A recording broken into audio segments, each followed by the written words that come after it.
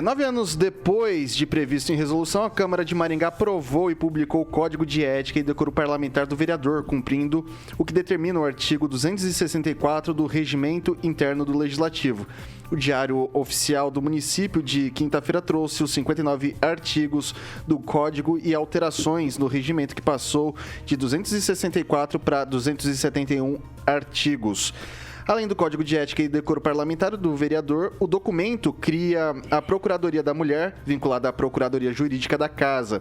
O novo código institui a censura pública como punição ao vereador que cometer alguns tipos de conduta. O processo disciplinar, a ser conduzido pelo corregedor da mesa diretor, deverá estar concluído em até 30 dias. Está sujeito à censura pública o vereador ou vereadora que perturbar a ordem das sessões da Câmara, das reuniões de comissão e do Conselho de Ética e Decoro Parlamentar, de forma a inferir no andamento dos trabalhos, praticar atos que infrinjam as regras de boa conduta nas dependências da Câmara ou praticar ofensas morais nas dependências da Câmara ou desacatar por atos ou palavras outro parlamentar, a mesa ou comissão ou os respectivos presidentes, né? Essa notícia aqui foi dada pelo Ângelo Rigon no blog dele, por isso que eu já jogo para ele. Era esperado, aqui no Pan News 7 horas, uma vez entrevistou o delegado Luiz Alves, que é o corregedor da mesa executiva da Câmara. Ele deixou claro que não havia instrumentos, por exemplo, para punir vereador que xingasse o outro, como estava acontecendo na época, né? E normalmente é o vereador de primeiro mandato que acha que pode tudo, que a Câmara é a casa da sogra, não a casa do povo, e começou a atacar vereador. E aí levou praticamente um ano para poder fazer isso, que era uma exigência da lei, e foi feito, né? Está lá na matéria, por conta de uma vereadora do PSC que exacerbou, achou que a Câmara era a continuidade do Facebook dela. E não é. Câmara é Câmara, é um poder, é um dos 3 poderes. Então, nessa parte, de parabéns à Câmara. Primeiro, corrigir um negócio que estava atrasado. Era para ter feito isso há mais de 9 anos, né? E segundo, porque deixa agora cada um no seu devido lugar. Falou bobagem, vai ser punido de acordo com a legislação. E é isso que importa. Lei acima de tudo. Emerson Celestino, e aí?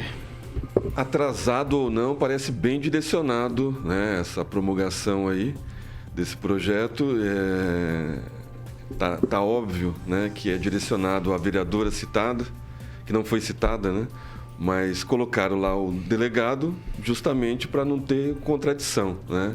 Então foi direcionado, a vereadora agora comece a tomar cuidado, né, não só a vereadora, né, de primeiro mandato, mas a outra vereadora que também gosta de falar mal das pessoas que pensam ao contrário dela, também eu acho que devia ser punida. Professor Aquito. Bom, meu olhar sobre essa lei é que ela é machista. Por que machista? Parece claro, e eu concordo aqui com a bancada, que ela é direcionada. Essa lei poderia ter até um nome, né? Nós temos a Lei Maria da Penha, a Lei Rose Leonel, leis nacionais. A local podia ser chamada de Lei Chris Lauer. O que vocês acham? Né? Porque ela é direcionada, sim, para o ativismo da Chris Lauer, que tem levado o ativismo dela para a sessão da Câmara. Calma que eu tenho um encaminhamento para isso, uma solução para isso. Né? Por que eu digo machista? Na legislatura anterior, nós tínhamos o vereador Homero Marchesi, que também teve arestas com os companheiros, né, durante o mandato. E, vou usar aqui de um machismo, né, eles não tiveram a coragem, né? Eu ia falar um palavrão, mas acho que não pode, né? Eles não tiveram a coragem de fazer contra o Homero Marchesi e agora, né, pelo contrário, eles abriram uma comissão processante contra ele. Sim, que não deu em nada. Por causa do juiz, da justiça. Não foi por causa dos vereadores. Mas em relação ao Código de Ética, que é o que a gente está debatendo aqui, Rigon, não tiveram a coragem de fazê-lo, né, para que isso fosse implantado já na legislatura passada. Mas eu tenho uma sugestão. Nós comentamos outro dia que quando a população elege um delegado, ele espera dele em plenário a postura de um delegado, não é? Quando elege um médico, ele espera dele a postura de um médico, né? Inclusive, nós temos um problema aí de saúde no Brasil inteiro e existem deputados médicos aí que sumiram, né? Não se pronunciam sobre isso. Uma pena. E nós temos a Cris Lauer, né, que ela se elegeu com uma série de gravações online nas redes sociais e que isso agradou boa parcela da população, tanto é que ela teve uma votação expressiva. A ideia que eu dou é que se crie uma sessão desabafo, uma sessão sinceridade, né, durante a semana, em que o vereador pode ir lá e falar tudo que ele ouve da população e a população tem o desejo de falar para a classe política, né? Fica aí a ideia. Fica mais transparente o debate, né? Porque um vereador com essa característica que a Cris Lauer teve e imprimiu durante a campanha, ele foi eleito para representar o eleitor que está de cheio, né, com essas mazelas, porque não dá para eleger um cidadão com uma postura dessas e depois esperar e aquecer com ele, que ele fique, olha, senhor vereador, o senhor usa a palavra de muito baixo calão, excelentíssimo senhor vereador, né? Então, não dá para ficar pensando que a população vai aceitar esse tipo de comportamento. Então, eu sugiro uma sessão de desabafo toda semana ou uma vez por mês. Eu acho que resolveria esse problema. E aí, Francês, é hora da sessão de desabafo? A Cris Lauer, ela é um pernilongo que incomoda. Ela pica os poderosos, se incomoda, mas ela representa uma parcela da população. Queira ou não, é isso. Outra coisa, a lei ela foi feita num período justamente para abarcar o comportamento dela e, de certa forma, botar algumas rédeas ou algum domínio, alguma coisa. Isso é comum com todos os vereadores que ousam afrontar a ordem dominante, no caso do Executivo, certo? E caberia isso no caso da Câmara de Maringá, atualmente, se eles não estivessem juntos, caberia aos vereadores do PT a criticar o prefeito, a fiscalizar realmente, mas como não tem eles, tem a Cris Lauer e tem mais um vereador aí que também se presta esse papel. Professor Itamar. Não, só para outro vereador que incomodou, que também merece ter o nome como responsável pelos vereadores andarem todos de terno, foi o Francisco Timbó de Souza. Ele andava tão mal ajambrado e tão esquisito na Câmara que os caras puseram uma lei obrigando a todo mundo a ir de terno. Então a Cris Lauer, ela podia ter o nome dessa lei, né, que vai cercear a liberdade da fala dos vereadores. Quem sabe, então, criar uma lei agora para que os vereadores vão com fone de ouvido. Quem acha que é avanço é o pessoal que está no poder. Eu acho que podia ampliar avanço, né, essa lei, então. É um lugar de debate, é um lugar de pega. Vamos ampliar. Cada um representando os seus eleitores. Concordo, Francês. Vamos ampliar, então, essa lei e vamos colocar também vereador que critica os eleitores, né? Como a vereadora Ana Lúcia vai direto na tribuna criticar quem pensa o contrário dela. Né?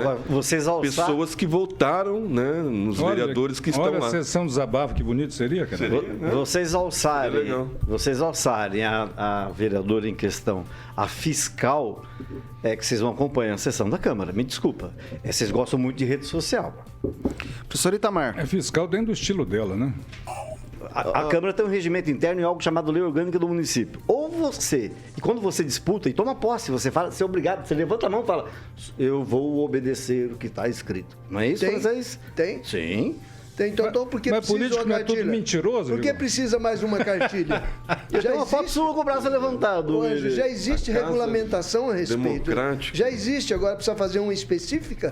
Deixa eu falar. Compliance. Só observação. É a lei Cris Lauer. Eu vou jogar pro professor Itamar agora, só destacando que nós somos em sessão. Isso é um código de ética que nos corredores ali falou alguma bobagem para um outro, tem algum registro, alguma coisinha. Deixa eu fazer uma observação. Deixa eu jogar primeiro pro Itamar. Não conheço a Cris Lauer. Eu vou jogar pro professor Itamar agora. Bem, eu citaria mais uma vez o Roberto Campos, o economista, senador e deputado Roberto Campos, né, que ele dizia que, dentre as doenças que o Brasil sofria de regulamentalite, né, que seria a inflamação da legislação com tantos regulamentos, né? Você tem regulamento de tudo. Alguém que toma posse sabe das suas responsabilidades, alguém que toma posse como servidor público também sabe das suas responsabilidades, né? E, portanto, não há necessidade, no meu ponto de vista, de mais regulamentos, né? Porque o Brasil está abarrotado de estatuto, tem estatuto do menor, do idoso, do torcedor, um monte de normas, inclusive, que geralmente não é para ser cumpridas, não é para serem cumpridas. Eu prefiro, nesse caso desse código de ética, e não personalizar, né? Não personalizar com o nome de ninguém, mas eu vejo assim, eu ainda não li o bendito código, né? Porque dá para ler quase um Dostoiévski, o tamanho que ficou agora com 274 artigos, além do código de ética. Mas assim, é mais uma bobagem sobrepondo a outras leis que já existem. Se alguém ofende uma outra pessoa, existe legislação abundante para isso, para você invocar, contratar um advogado, entrar na justiça. Então, é mais uma, digamos, já que o professor Aquito citou sucupira, é mais uma atividade sucupirense. Só para registrar, isso já foi feito, né? Inclusive, a vereadora, ela perdeu um processo para um outro vereador, só que assim, ela perde na justiça e não tem um desencadear dos fatos do ponto de vista administrativo dentro da Câmara, né? Acho que, na verdade, até foi feito durante um tempo teve uma nota de repúdio pública, algo assinado pelo Rossocal, não me lembro ao certo, mas teve algo desse gênero que o professor Itamar está falando. Pode falar, Francês? Observação, essa coisa de amordaçar está se tornando recorrente no Brasil e isso é muito perigoso. Já vimos aí amordaçando deputado, amordaçando presidente de partido. Principalmente de um lado só. Amordaçando jornalista. E agora o negócio começa a chegar na alçada municipal. Vai lá, Rigon. Só para lembrar o seguinte, a regra é regra, o professor está certo. Se você está na escola, você sabe que tem regras para cumprir, na família tem regras para cumprir. Certeza. Quem não cumpre tem que ser punido. Não pode virar bagunça também. Não pode virar bagunça. Como eu disse, é casa do povo, não casa da sogra. Mas eu lembrar o caso de um vereador que foi citado, ex-vereador que foi citado aqui, não vou dizer o nome que o Francês já falou, mas ele ia nas sessões, chegou aí nas sessões, depois de comer ovo, iogurte e sardinha. Sabe o que ele fazia? Só tava pum. Cara, no mínimo, uma censura pública merece. Se você é vereador mesmo na época que ele, você ia ficar muito chateado de ter que aguentar um sujeito. E ele é mal soltando vestido pum há mesmo, 2 horas, né? Sujo. Não é daqueles pum brabo, né? Não é pum.